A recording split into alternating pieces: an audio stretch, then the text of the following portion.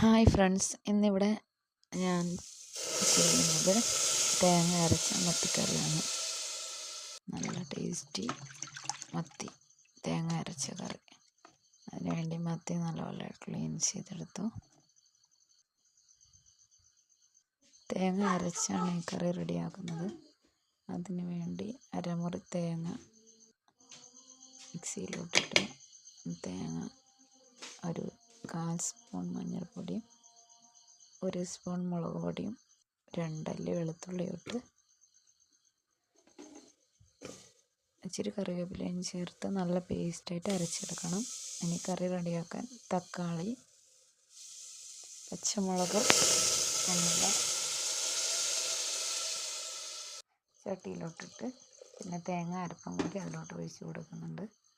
ഇതിൽ മാങ്ങ ചേർത്താൽ നല്ലതായിരിക്കും. മാങ്ങ ഉണ്ടായി, പക്ഷേ ഞാൻ